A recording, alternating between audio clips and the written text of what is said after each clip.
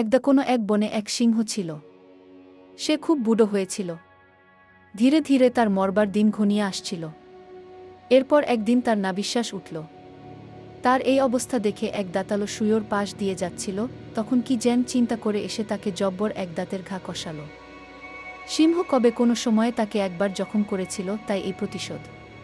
এরপর এলো এক ষাঁড়, শিং নিচু করে সিংহের পিঠে মারল এক খোঁচা। সিংহের পিঠ বেয়ে গলগল করে রক্ত বেরুতে লাগল। এদের দেখাদেখি এক গাধাও এগিয়ে এসে মুমূর্ষু সিংহের মাথায় জোড়া পা করে লাথি মারল। মৃত্যুপথযাত্রী সিংহের তখন কথা বলার শক্তি ছিল না। তবুও সে কোনমতে বলল, আমার মর অবস্থা দেখে শুয়োর আর ষাঁড় যা করে গেল তা সহ্য করাই আমার দায়, আর নিকৃষ্ট জীব হয়ে তুমিও এসে আমায় এমন অপমান করলে।